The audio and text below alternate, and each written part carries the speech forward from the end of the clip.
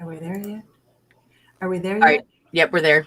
Are we there? Okay. We're Oh, there. hold on. There's one of them. That there you go. We're live now on all of our channels. Hello, everybody. This is Ragin.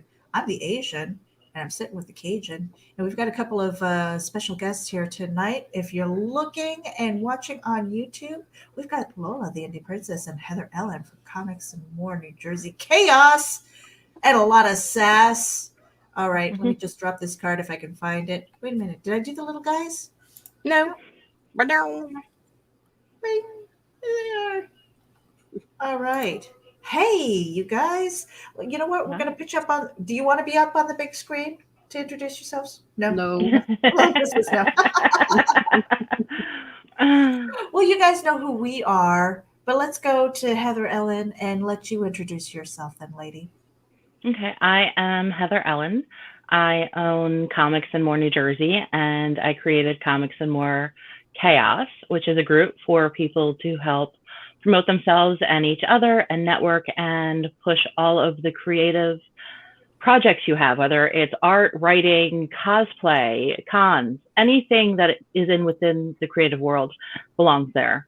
Very few rules. Check them out and check out the announcement section so you can drop your own links to groups and social media and have some fun. Awesome. And Lola, the indie princess. Well, I just want to say, well, I'm the Italian, so I'll with you guys. I'm Lola, the indie princess. I am the host of Geekgasm, which two of you have been on. I don't know if Heather's been on there. Not I yet. can't. Okay. Hmm. And I am the EIC over at indievolt.com, and I am the writer and creator of Lore, which is launching March 31st. All right. Very cool. Very cool. Now, so one of the things with Ragin, if anybody who's tuning in has watched our vlog, our daily vlog, and we've missed a few days because sick or busy or just Both. or both, and it's like I'm exhausted. I don't know if you guys can tell, but so that's why I put my face on. But the one thing that I saw on the feed, and it really stuck with me, was let me put up the card here. This was something that Nita posted on her board. The fire you threw me in to destroy me forged me, and that rang true. That feels like it rings true for my entire life. I don't know how you guys feel about it. Like what has been in your past is what has made you who you are today. And I feel that with every bone in my body, and one example is, and then I'll pass it around, was, you know, when I was growing up, I was really young. I was teased, I was bullied, I was different. I felt like an alien. And I didn't feel like it fit in anywhere. And it just felt like I was building up these walls, and I could imagine it in my head that I was building up all of these brick walls, these cinder block walls, to keep people out. And I realized later on, like much later on, that I need people. I need that connection, and I need So what was it that I needed to do to change? And there was this one instance. I was in junior high. We were all on the bus and it was really crowded. All right. So there were people who were just standing up in the aisle and they're just falling all over the place because the bus driver was a friggin' crazy driver. And one of the guys who teased me every day at the bus stop was there, and he's holding all of his books and stuff like that. And I had a seat and I said, "Can I hold those for you?" So he could hold on for dear life. It was just one of those things where it was an act of kindness, and he just looked at me, and I saw something change in his face, and he's like, "Thank you." And from that moment on, he if anybody was starting to tease me, he would be like, "Cut it out," you know and that was so important to me. And I was just like, "Oh, an act of kindness can bring something about that's positive. And it wasn't that he was my knight in shining armor or anything like that, but the madness stopped at the bus stop from that moment on. And that triggered how I react to people moving forward. And that's only one small instance from my youth. um what, you know, what is it, maybe if you can share, that you felt like you were thrown in the fire and it's like, oh my gosh, when you're in it, it feels like you're going to be destroyed, but you came out stronger for it? Don't all talk at once. Lola, how about you? You've got a book out, and I've heard your backstory before. Mm-hmm. And only as much as you're comfortable sharing. Well, when I was 18, I was kidnapped and I was taken to California. And for a year of my life, year and a half, I basically fought. And I finally escaped and made it back home. I've suffered a lot of broken bones, fractures, concussions. I had PTSD because of it. So writing my book was like super therapeutic to me. And that's how I got started. Heather, how about you? I've been through a lot of small things throughout my life that I kind of just survived, emotionally, mentally type of things. I was in a bad marriage, still married, separated for a long time now, and very emotionally abusive and controlling. And he tore me down to the point where I wouldn't let anyone take a picture of me because I thought I was so hideous and ugly. And it took a long time to get out of that. And then I started taking pictures and started not seeing me the way he told me that I was. And then I met a man who wasn't what he claimed. And here I am in the comic world. But pretty much my biggest fear was getting on camera between what my husband had done to me and knowing if I was going to have this business survive, I had to get in front of the camera. And it was one of those things that, okay, I can do this. It is just a camera. And my first 10 minutes was me apologizing how much terrified I was. And since September, I've gotten better at it and more comfortable. And then I was not so focused on the actual camera. I could go back to focusing on what I can do to build and grow and help other people, as opposed to freaking out about the camera. I can't get on stage. I have huge stage fright. I can't get up in front of people. I can't talk to a group of people. I'm good one-on-one. I have a background from working in a business. I worked in my family's business as a child, and going back as an adult and taking over my father's lingerie publication in my 20s. These men looked at me like, you're a chick in your 20s and you think you're going to talk to me. And some of them knew me and they knew that I would stand up for myself, and others who didn't saw me as a young woman that they could walk all over. And I had to learn how to stand my ground. And it was one of those things that you either stand up for yourself and learn how to get stronger and grow the business, or you die in business. And I have a family. You have to do what you have to do. So I'm stronger. This 2020 almost killed me emotionally, mentally. I lost a sister. It was bad. It was a very bad year.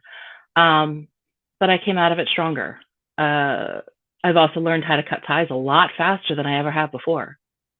If somebody is toxic and hurting me to that point, I won't sit back and keep trying. It's one of those things that I have learned, that if they're going to keep hurting me, there's something wrong with them. It's not something wrong with me. And before they kill me, I just need to walk away. And I've become a lot stronger, because that was one of the hardest things to ever learn how to do, is just walk away. So that's me. Nita, your turn.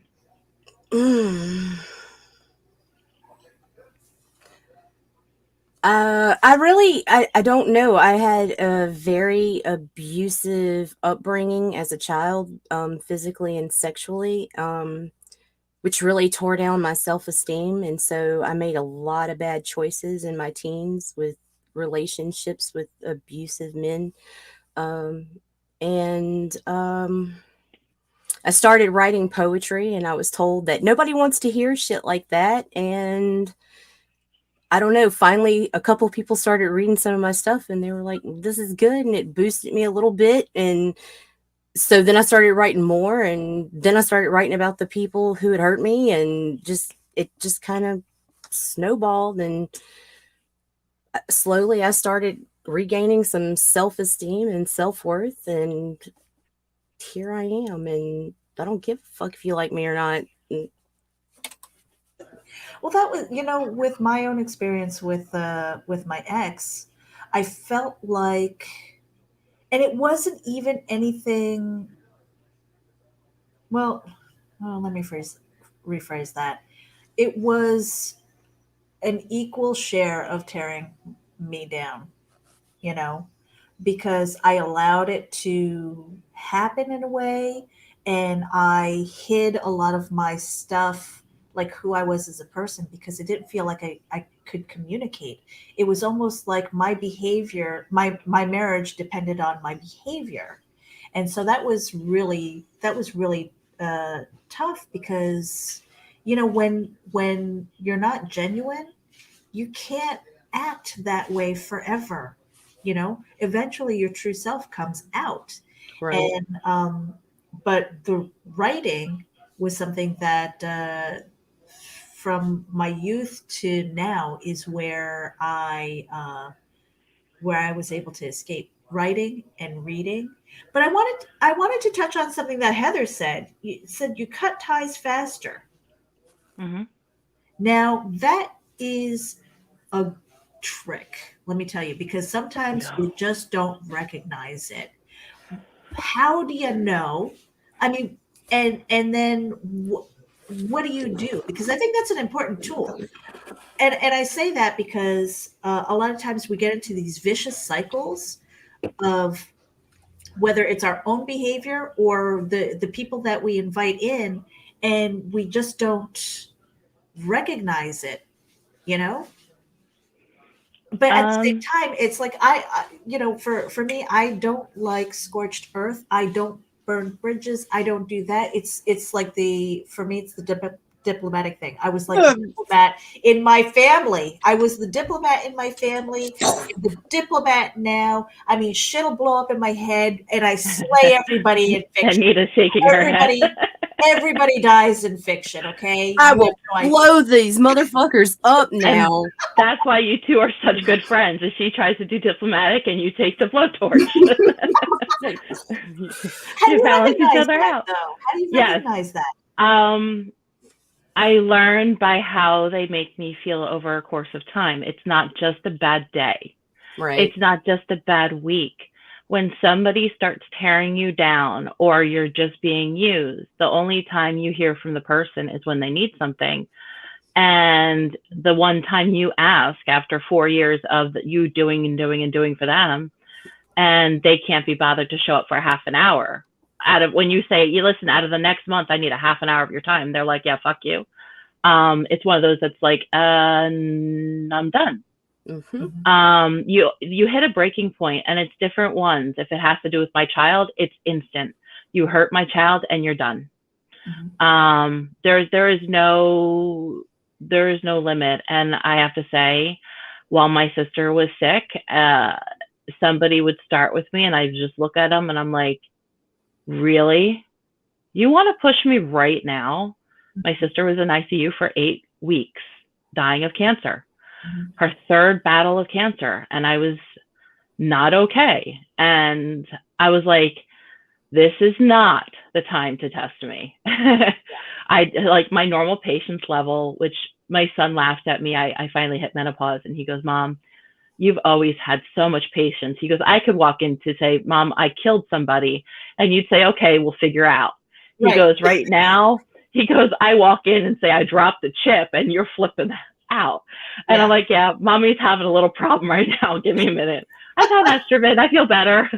But, he's 13 and he recognized that. And this was recently, but So this summer, I was kind of at that point where I was so numb, I didn't even flip out. It was just one of those things that I went through the motions.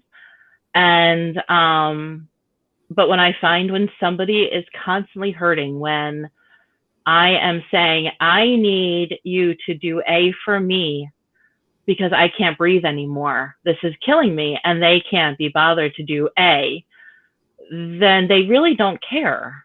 And that's when it's time to walk away.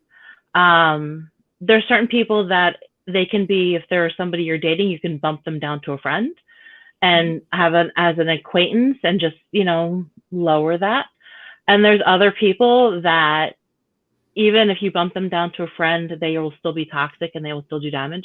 And I've tried that with a relationship and I got blasted and lied about. So that got scorched. But my first thing is, listen, talk to me, communicate. You don't want to be with me? That's great. Just tell me and we're good. My friends, if you're just using me, you're going to go away. You're not going to stay my friend. But I'm very blunt. I can be politically correct and still be very blunt with how I feel about somebody. Right. And when they start making me cry every day, they're no longer a part of my life. I don't have time for that. Yeah. But and I wanted to toss the mic to Lola Indie Princess, because you are running Indie Vault. I mean, the website, you maintain those things. So those relationships are really important. I'm dealing with it with Geek Insider. So it's like even like I've had to deal with publicists, and I'm not going to out anybody because I want to have those guests. But that's exactly, it's like sometimes I have to bite my tongue and go, I don't really want to work with them. I don't want, but for the betterment of your platform, and that it might help gain followers and visitors and sponsorships and things like that. I deal with it through Geek Insider. How is it that you recognize it? And then what do you do if like, obviously if it's a good relationship, you want to forge ahead, but how do you draw the line when you are kind of a public entity and in entertainment in that sense? With Indie Vault, I really haven't had that problem yet, but when it comes to Indie Vault Radio, I have. Mm-hmm. There's a lot of musicians that are just horrible to deal with. And ego, right? Yeah. And I just end the conversation.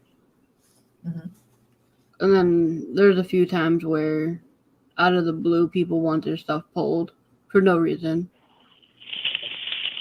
So I've dealt with that. Mm-hmm.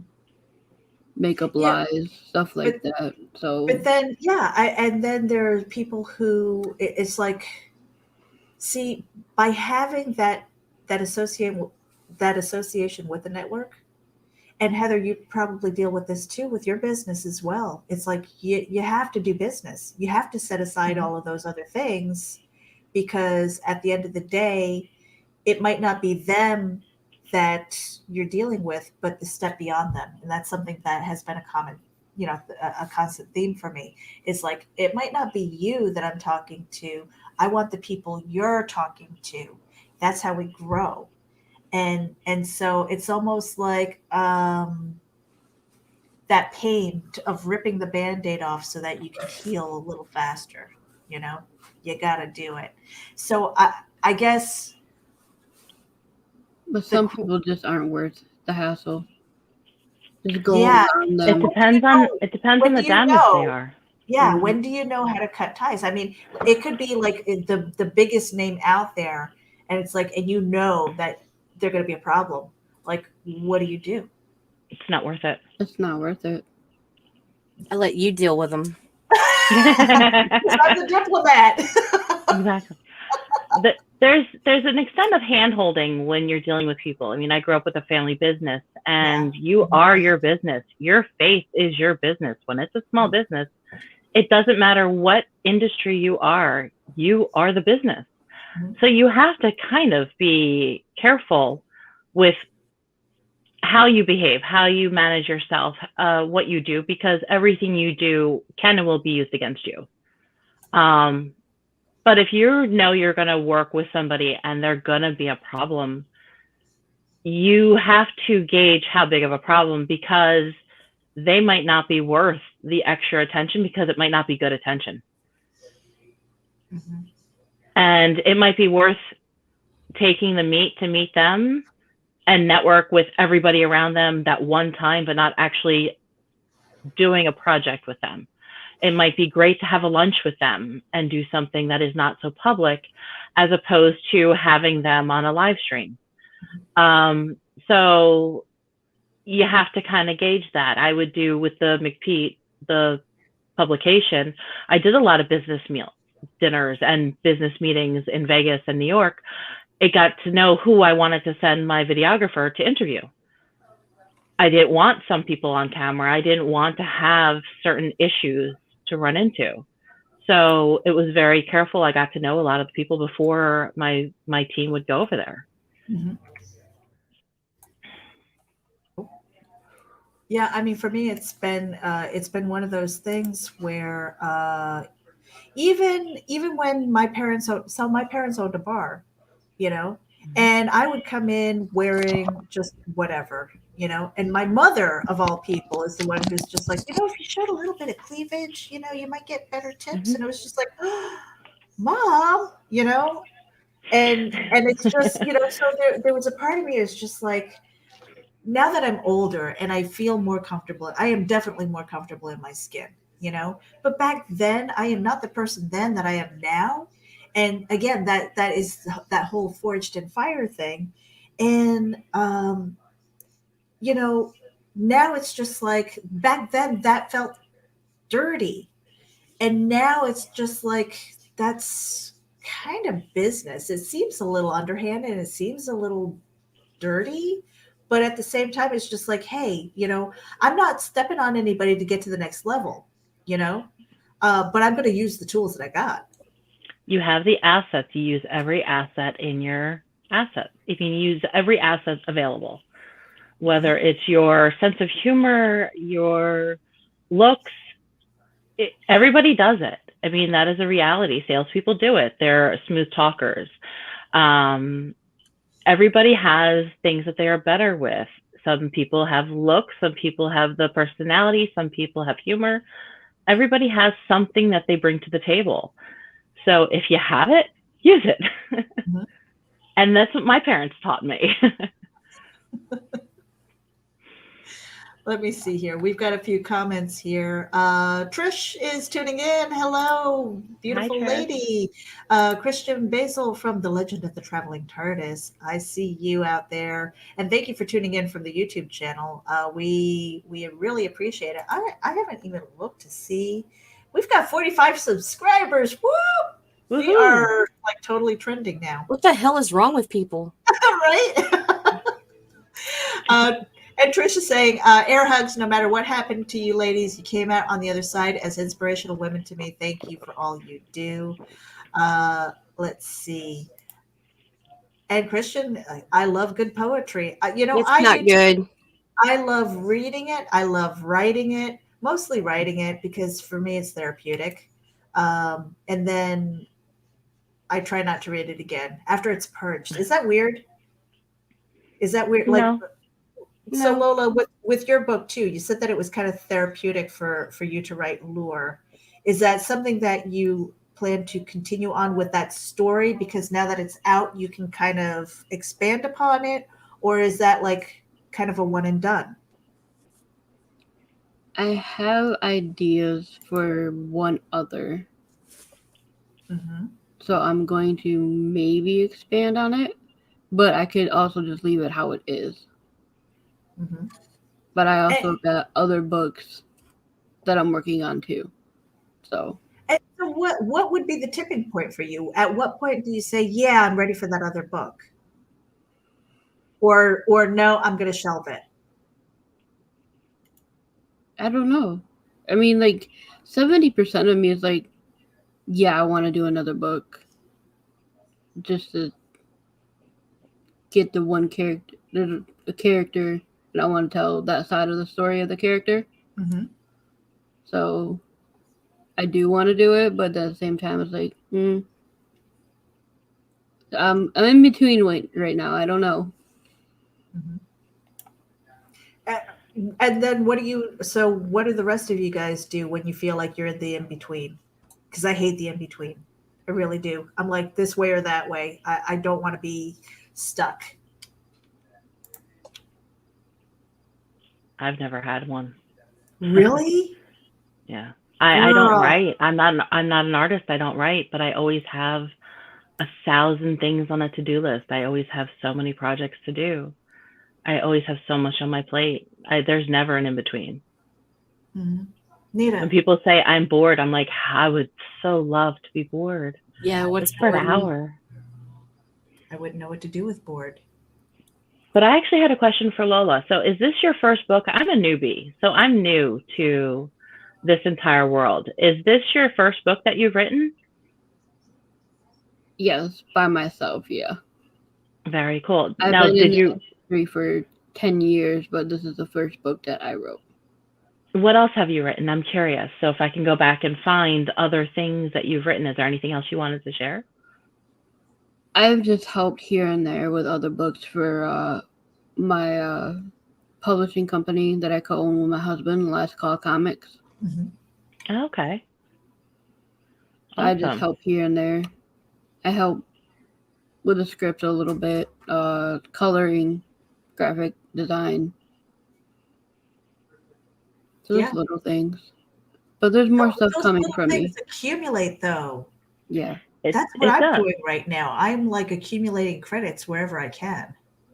You're a credit whore, Meredith. I write a lot for indievolt.com. Mm-hmm. I'm always interviewing people, writing up stuff for them. So that's very cool. Yeah, I mean, I guess the next question would be like because we are all busy, we are all juggling so many things. How do you prioritize your day? And I am going to take notes because what I'm doing doesn't seem to be working. What do you do? How do you prioritize? And then what kind of goes through your head to let go by the wayside? The biggest fire goes out first. Right. The squeaky wheel gets oiled. That is not helpful, Heather. How am I going to write notes about that? So, I mean, my alarm goes off at 7. My kid has to be at his desk or in the kitchen getting ready for homeroom and eating breakfast, and then I can start working. And then I'm listening to at least the first 2 classes because that's where he has issues.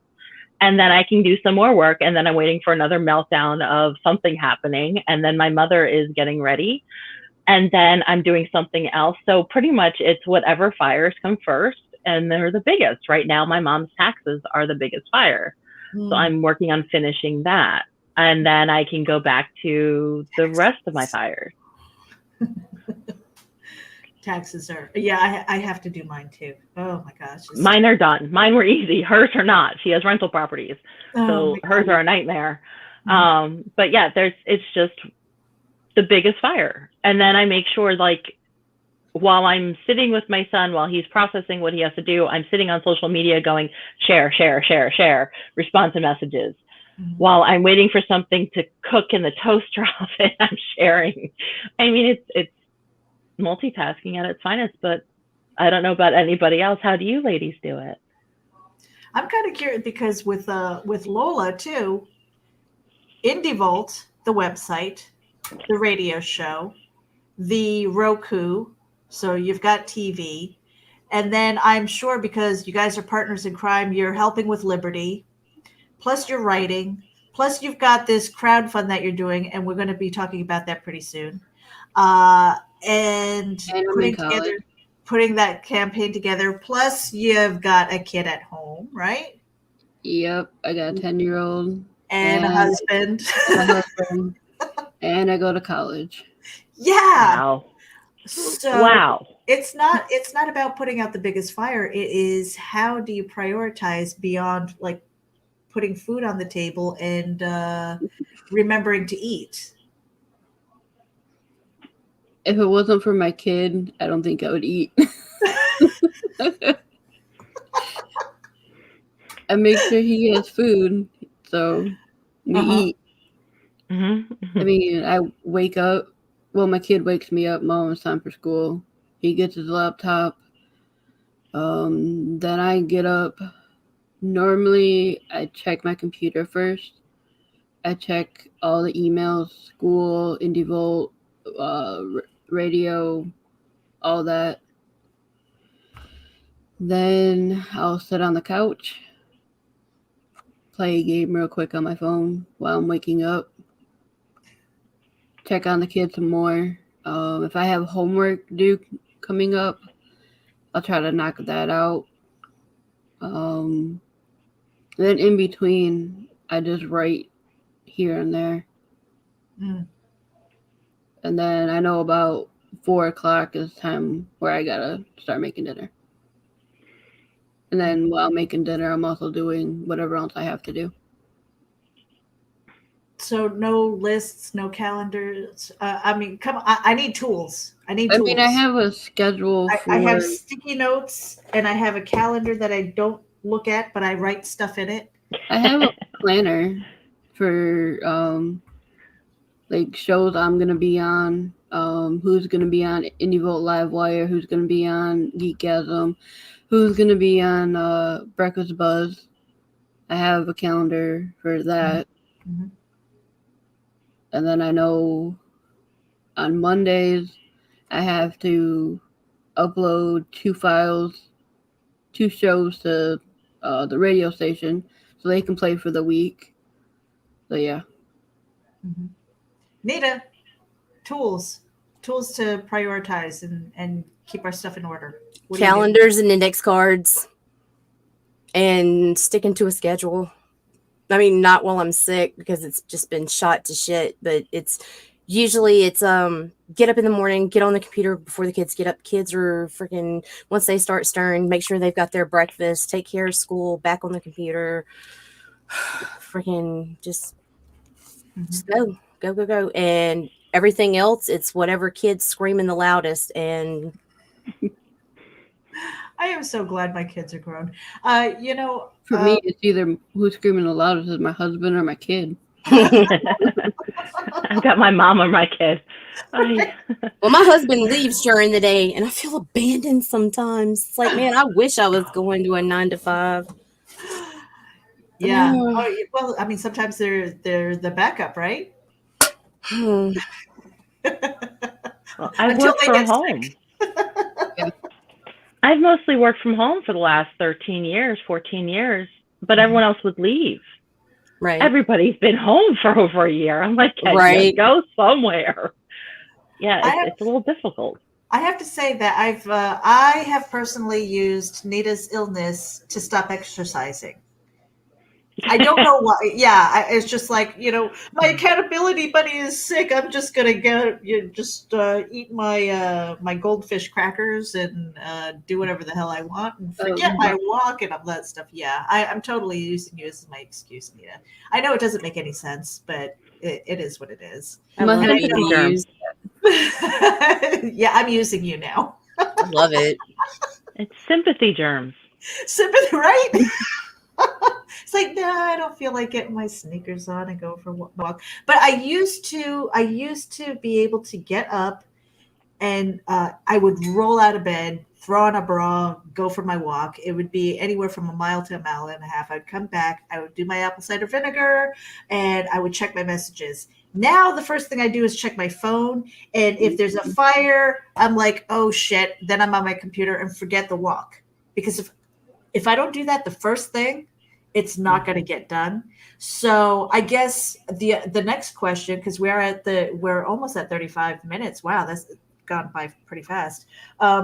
Is with this busy schedule, how the hell are you guys kind of staying healthy? Or are you? Obviously, I'm not, Meredith. I don't. Well, you've got an excuse, okay? We thought you were dying last week. It's so did I. Yeah. I've gained a few pounds. I have a treadmill. It's still closed. It's great for a clothes hanger, right? I don't have anything on it. My son and I do tend to use it. Oh, good. But not like we should. Yeah, we just looked at ours for a year. Yeah, so I do have it set up where I can use it. So at least I got that far. I have my sneakers next to it. I have it set up so I can, watch a tablet or something while I'm on it, or do work, which I'd probably do both. I just have to put my sneakers on and do it. I have fibromyalgia, and exercise is really good for it. Mm-hmm. But the past few weeks, I've been sick and been flare-ups and just beyond exhausted. No other symptoms, just like I was sleeping like 14, 15 hours a night. And I normally sleep like 4. So the amount of work I have to get caught up on is a little overwhelming. But I have to get back on the treadmill because I know I'll feel better. Otherwise, no, there's nothing else going for me. Yeah. Lola, what are you doing to stay healthy and keep yourself mindset and physically? Mindset, therapy. Mm-hmm. I'm in therapy. Mm-hmm. Then I vent to my husband all the time. But I try not to eat a lot of fast food, even though that's what I have tonight because we just been super busy today. Yeah. Do have an exercise bike. I need to use it more. And I have keto diet pills and apple cider vinegar pills. I take the apple cider vinegar pills. And some multivitamins. I take a lot of vitamins. I got off a lot of meds with my fibromyalgia. I take a lot more vitamins now, which I've been feeling better about. Yeah. I do the drink. I do the apple cider vinegar drink only because it cuts down on my coffee consumption by a lot. And it forces me to drink more water, which is much better. And since I've been using Nita as an excuse not to exercise, I haven't been doing that either. I know. She really is good for me, guys. It's me. I'm an idiot. Okay. So I stopped the apple cider vinegar drink too, and I reverted right back to my coffee drinking, where it's like I'm drinking maybe about a pot a day, which is ridiculous, and not a glass of water at all. So I know in my cup. I've had 3 of these. Yeah, I have my travel mug because this keeps my coffee warm for hours, but it doesn't need it. You know what I mean? But I had 5 waters of these today. Oh, I drink a ton of water. I have Sojrens, which is make sure everything dry.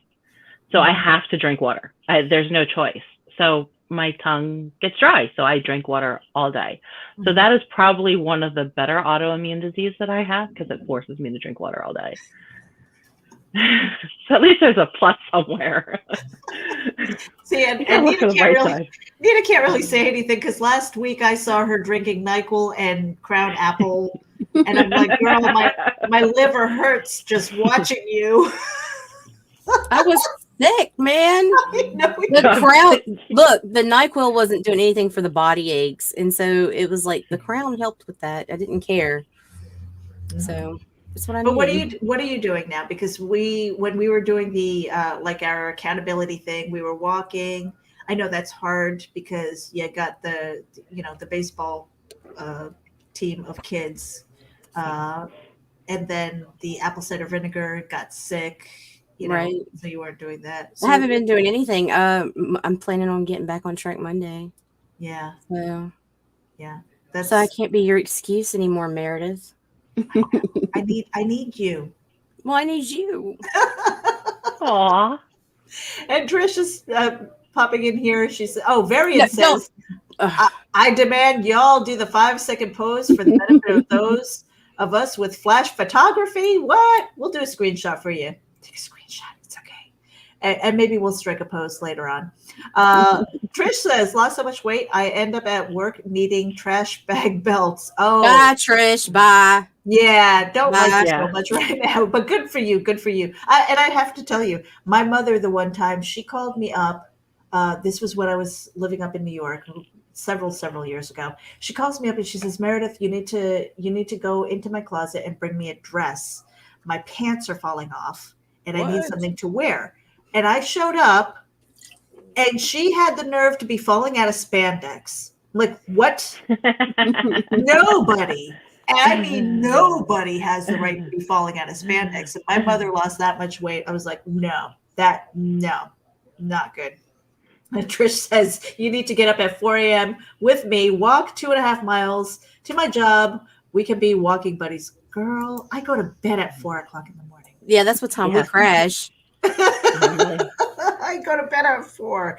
I should be better about that because I really don't need a lot of sleep. Lately, it's been what about 3-4 hours 3 or 4 tops. hours, and I'm up for a few hours, and then if I have to do the days that I have to do the back and forth driving, where I'm driving, where I'm on the road for anywhere from like, I don't know, 3 to 4 hours a day, because of that is really tough. And then it's like I'm afraid to take a nap because then I'm afraid I'm going to miss a pickup point, So then it's like crashing. But by the end of the night, I'm getting my third or fourth wind, and I'm like, yeah, let's watch a movie or something, So stupid. And I'm such a bad influence. I'm like, yeah, let's do it. Yeah, and then the other night I was watching something and she totally fell asleep on me. She was all like snuggled and everything. And I'm like, her eyes are open, and then they were closed. And then it was like the movie was over and I'm sitting there and I'm like, she's sleeping. And I had to delete the room so that she would, because I did that once. I did that once where I was so tired, and I was in the back room underneath. So anybody who's not familiar with StreamYard, I call it the green room. And I was in there. I wasn't on the big screen or anything like that, but I was totally passed out. I'm pretty sure I was drooling. And I woke up and I saw myself on camera. I went, oh, fuck. I wonder who else came in here. It was so stupid. So I said, nope, I'm not doing that to her. Didn't you have to kill 2 StreamYards in 2 days? I have. Yeah, my bad. Well, you were saying what? It's like narcolepsy. It is. It's really crazy. Like, I can just, like, earlier today, I was chewing, talking to Chris, and I'm just like, and he's like, Nita, swallow your food. I'm like, so it's crazy. So now, okay, so we are at almost the 43-minute mark, and I want to go around and let's talk business. What are you guys doing as far as business, and what is the next step for you? Don't volunteer at once. Heather, go ahead. Talk about Comix and more, and what you're doing. I mean, are you still doing the lingerie thing? I mean, I still have the YouTube channel. So the actual publication is closed. With the trade shows, with COVID, I would go to the shows. It was a business-to-business newspaper that my father started in '99 when he was retiring from the sales rep. And I've owned it since 2005. But between health issues and the separation and many surgeries from health issues, and then COVID hit, when I was thinking about possibly bringing it back up, I was like, there's no way. I have the YouTube channel. It is monetized. So that's a backup position. But at the same time, lingerie and cosplay really overlap a lot. And I didn't realize until I ended up in the comic world and how many people I know that cross over from one to the other, which is kind of fun. Then I have the Comix and More New Jersey, which it's an online comic book store, which I'm still getting situated and organized. Everything was kind of disorganized for a while. So once that is done, I also make keychains and necklaces and double-side dog tags from damaged comics and magazines. Or if the artist wants to send in anything, I can do that for them for wholesale and take their actual work and give it back to them. So I've got a few of those projects. And seeing what I can do to help promote people and help them learn how to do social media and get used to the virtual world. Because even when COVID is under control, I'm not sure everything's going to go back to the way it was. We have a new side. I don't know if a lot of people are still going to go to the cons. There's definitely people who are going to go, but there's some people that might not anymore. And the people that can't physically go for health reasons or other may find a way to be able to virtually attend now that weren't able to before. So It's kind of figuring out. A lot of the artists never had to deal with social media. A lot of the writers didn't have to deal with it because they went to the cons, they did their work, and they were done. So it's like, okay, this is how you handle this, and these are hashtags. And as I see somebody who doesn't know what they're doing, I'm like, you share it into these groups. These are the groups that definitely allow you to share it into. You need to meet these people. And I try to network with them and try and do what I can. I was lucky when I came in, people networked with me and introduced me. So it's just kind of giving back a little bit. And Trish is asking Heather, if you need some of your jewelry, do we message you or go to your web store? Oh, just message me, because I could tell you right now I have a few hundred pieces because I was supposed to be in a con in New Jersey in March of last year, and then the con shut down right like 2 weeks before New Jersey shut down. So I have a lot of pieces, and I haven't had time to get everything up on Etsy or on the store or anywhere.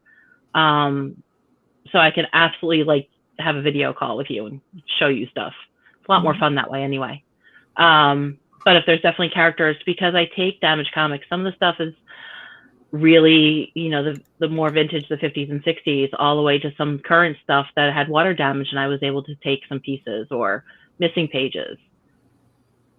So it's been fun to look at something and see what I can craft out of it. And I have some other projects that when I have time, that is going to be my therapy, is playing with that when I can breathe again. And so anybody who's tuning in right now, these links are going out on our YouTube channels. This is simulcasting to RAGIN and Nita's and my personal YouTube channels. I don't know why it's not going out to Facebook, because Facebook is playing games right now. But we've got the link tree here. It is linktree.com, Comix, N, the letter N, more. And you'll see a whole bunch of Heather Ellen's other links, so that you've got one centralized link. I recommend it for a lot of people, especially if, instead of kind of going down the list and saying you can find me on Twitter, especially if you don't have the same username. And we're going to be sharing Lola's also. But Lola, talk about lore. And I've got two of your pages. They're like the roughs, and They are. she was telling me before we came live, she's like, I had to take this out and this out and that much and things like that. So I'm going to pop that up here too as soon as I drop your link. But go ahead, tell us a little bit about lore, and I'll drop the link to your Indiegogo as well. All right. Actually, I think I just did that. Lore is a 80-page comic. It's about a couple who live the higher end lifestyle. The husband, he's a accountant for high end clients, and he has a high maintenance wife. And her little secret is that she likes to go to adult parties. And since the husband wants to keep her because she's like the trophy wife, he goes with her.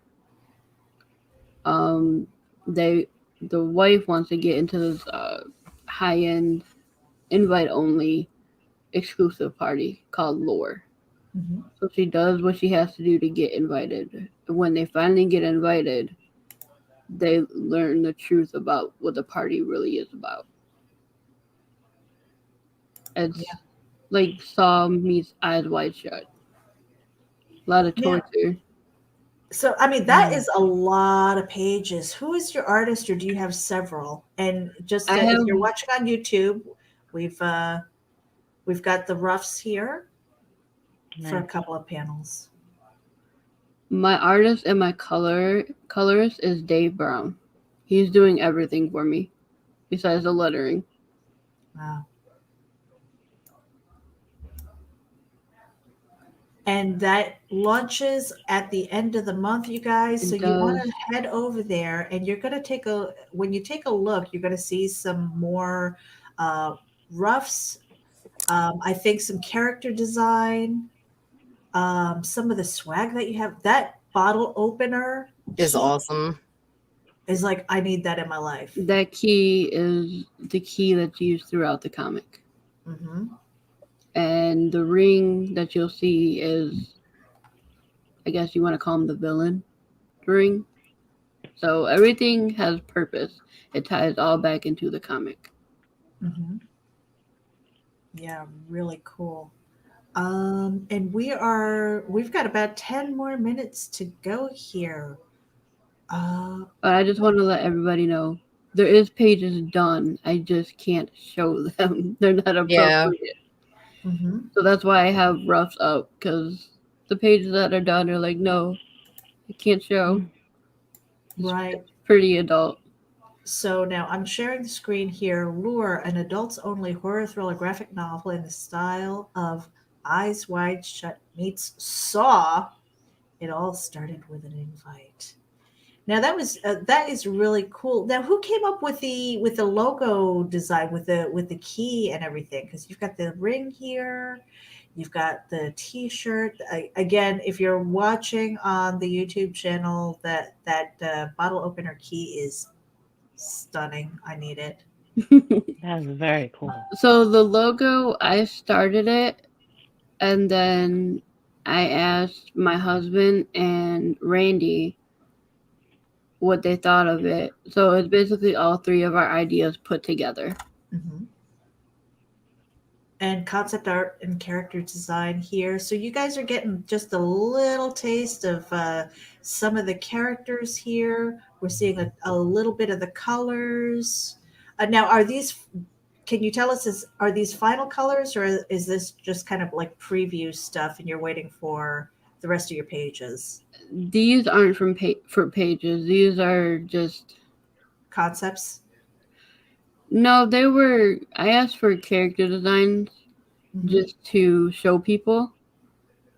So for these are the colors that it's gonna look like. Like the cover is gonna look. That's how the cover is gonna look. Mhm. Cool. And this is your chance, you guys. Head over to Indiegogo Projects Lure, and I'm sure that this campaign will come up. Put in your email address. That way, you'll get notified when this goes live. And that is going to be March 31st. So not too long. How No, how are you how are you handling putting the campaign together? Because let me tell you, uh, Huh. I finished up one and ran right into the next one, and I am exhausted. Don't let this fool you. I'm stressed, nervous, but super excited. Okay. I'm like just a bag of mixed emotions right now. Yeah. And it's not a sprint, you guys. So how long is your campaign going to go for? 60 days 60 days from the start, or 30 days and then an from the extension? start. Whew. I am exhausted for you. Let me tell you, because between trying to put the campaign together, making sure you've got your swag, making sure that everything is written right and in order, so it's like a really nice presentation. And you guys don't get to see that, the behind the scenes stuff, Yeah. and then figuring out what you're going to do for the tiers. I already You have all that planned out. know? I've already bought most of my tier perks. Hmm. So I have like everything already going. Now, Heather, I'm going to turn this to you a little bit. Have you run a crowdfund campaign yet? No, I've not. I've only backed Ooh. some. And I'm I don't write, so I haven't been involved with doing any running or doing crowdfunding at this point. you know what? I'm just going to put a little bug in your ear, though. I think Uh-oh. that you would be really good at it because of your business sense, because you know about presentation, you know what people as a consumer are looking for. It might be down the road. Mhm. At this point, I'm still trying to figure out how to balance what I have.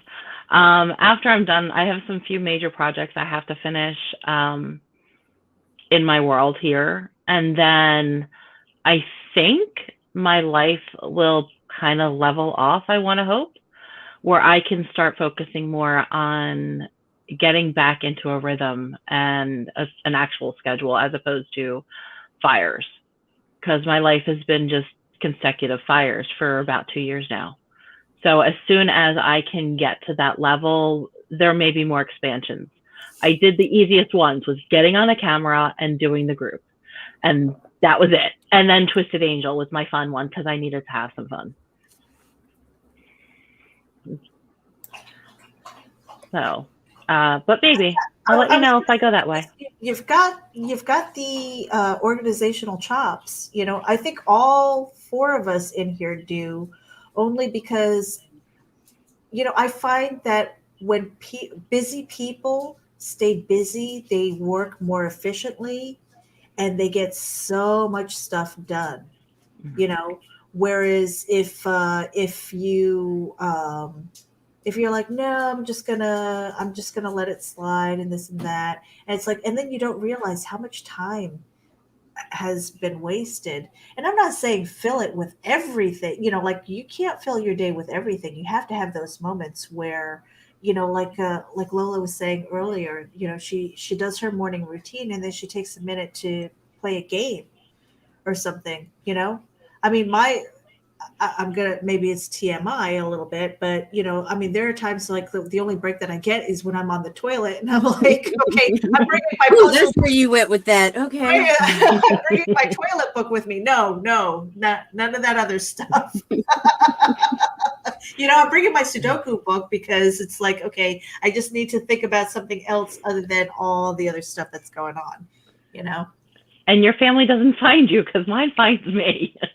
You know what? I have only one bathroom in this house, so even then is like, come on, get out of there. I'm like, you know, and I don't even have to do anything. Just sitting there, just because it's quiet, you know, and nothing else is on. Like I'm not tied to my computer. I'm not tied to my phone. I go in there with a book or a puzzle, and maybe that is TMI. I don't know. It's not Shower the and worst loud thing. music. Yeah. Nina likes to play her music. You see her bounce when she's in the zone. You see her. She's That's there. me. She's got her head down, and she's like, you can see like if it's angry music or something. I love it. I think it's so much That's fun. me. That's what I do. I write my scripts and listen to music, or do my homework and listen to music. Oh man, I wish can't I write could do without that. music. I wish I could do that. No, because what happens is if there's a song that I really like, I'm either bopping my head, which means I can't write, or I'm singing along, or I'm transcribing what I hear. Mm. Oh, So forget it. Forget it. And Trish says here, speaking of Kickstarters, I got Mike's all planned out. Books not even drawn the whole way. Got the second one too. And you know what? We need to get, I think we would love to get you two on here when you're a little bit closer to your Kickstarter, only because I want to know what's going on. I have a clue. You did say that you were looking for an all ages artist. So if anybody's listening, let us know. All ages artist. I don't know the styling that you're looking for, Trish, but definitely let us know and we'll put the word out for you. Yeah, send us Oh, some yeah. details. Yeah. Yeah. We'd love the detail. We don't need to know the story, you know. I just you know, protect your IP, but at the same time, it's like The if we can style help, you're looking for. what kind of style, if you've got examples of the style that you like and you see that as your character. I'll tell you what I did, and I'm gonna pop up a couple of things. Hoe yourself. I'm gonna hold myself just a little bit. So the dyeing is something that I've been teasing in my first Kickstarter, which was for prose. It was the Compendium of Dread. I still have to tweak a couple of stories, but I'm hoping that that goes to the printer on Monday or Tuesday. But this is some of the roughs, and then the inks of this, and even this page changed a little bit. So I've got the dyeing that's going to be 8 pages coming out sometime in 21. I don't have the exact date for that. And then I've got this gem and 4 pages of karma. Now, this was not slated to come out in Continuum Comics in this Kickstarter, but I because the inks are done. See Michael Lanning. Holy shit, you guys! Wait until you see his art. He's got karma going in here.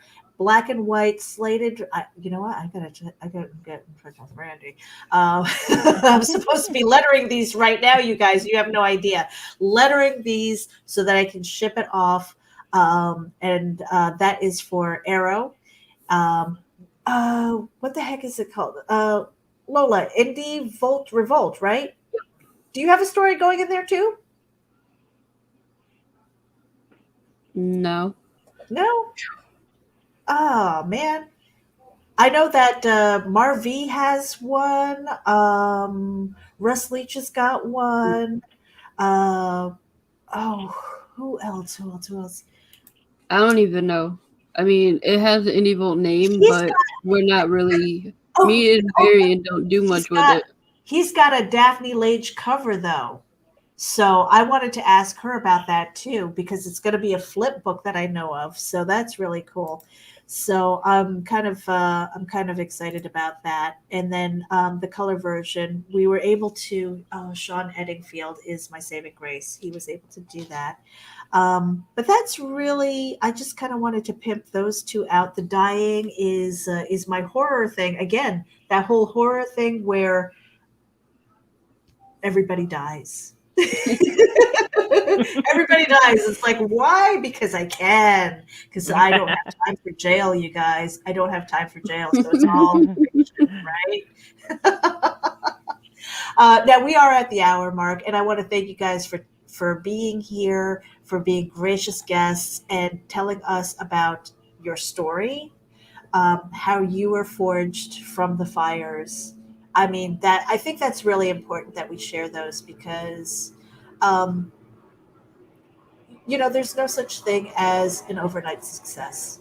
We are the sum of where we came from, quite honestly. And sharing that pathway is really important because I think it truly helps other people. And for me, like that little girl on the bus who was just not confident and just opening my mouth and saying, can I help you with that, opened up the world for me. And that has been my path ever since. So I just want to go around the room. I want to thank you for being here. This is RAGIN, you guys. Make sure you head over to our YouTube channel. Nita and I will be cutting loose as soon as she's feeling a little bit better, and we're going to be our accountability thing as well. But yeah, Lola, let's. I'm not going to put you up on the big screen. I almost did it. I'm used to Geek Insider and those interviews. Lola, tell everybody where they can follow you, and we did drop your link to Lure as well as your link tree. Thank you. I appreciate you guys having me on, first off. And you can find me, just go to Linktree, look up indie_princess, and you will find everything there. Because I have way too many social medias. I do too, girl. I do too. Whew. Okay, Lure is launching on March 31st, 60-day Indiegogo. Head over there, sign up so that you get notified. 80-page book. 80-page book. That's impressive. Yeah. Especially for the first time coming out. Right. Like, what are you insane? I couldn't get it all out in just a little bit. And I couldn't break it up.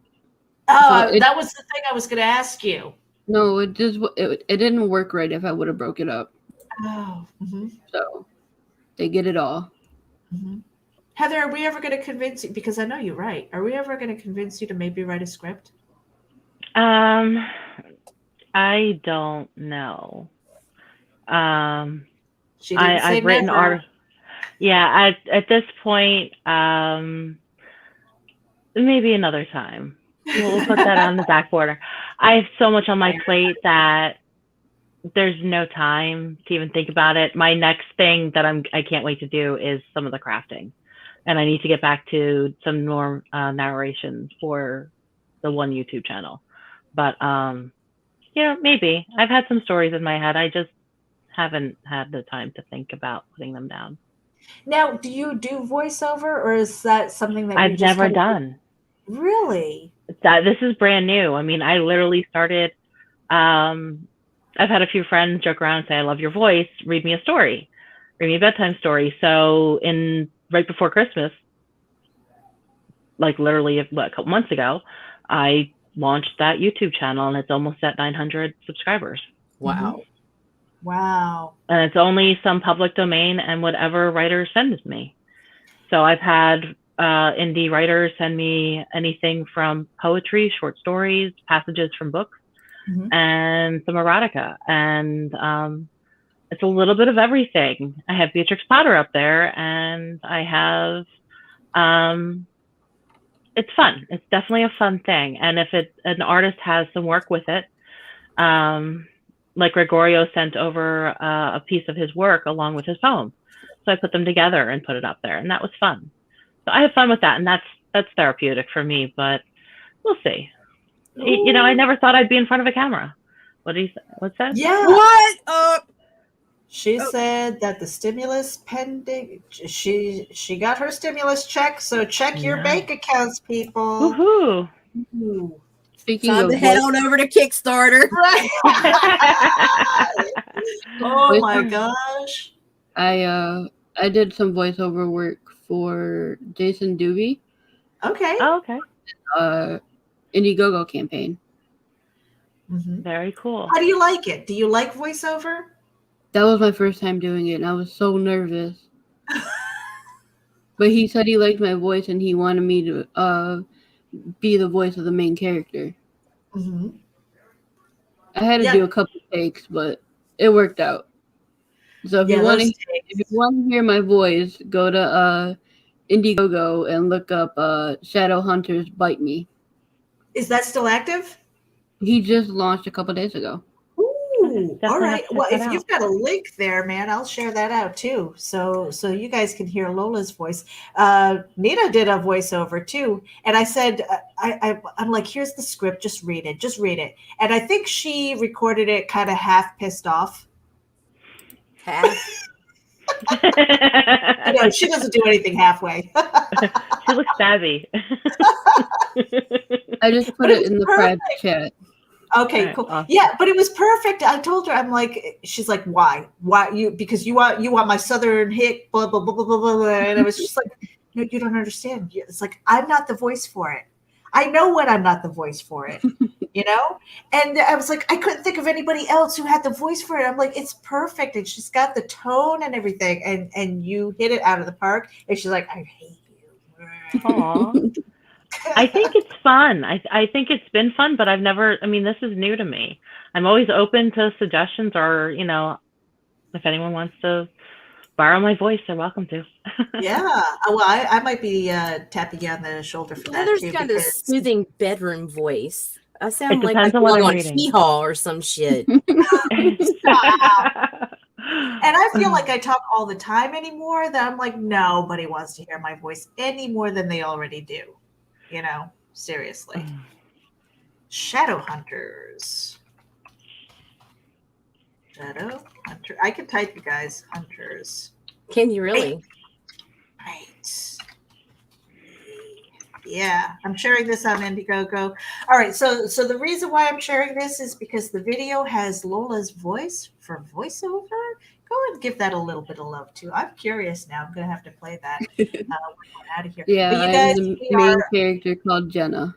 We are we are beyond our hour, and we want to get out of here because we are all busy ladies, and we will be announcing who our next guest is for Friday on RAGIN in the next couple of days. You guys, again, thank you for being here. You guys are wonderful. Stay busy, stay productive, stay healthy, and I am I'm stalling because I can't find the card.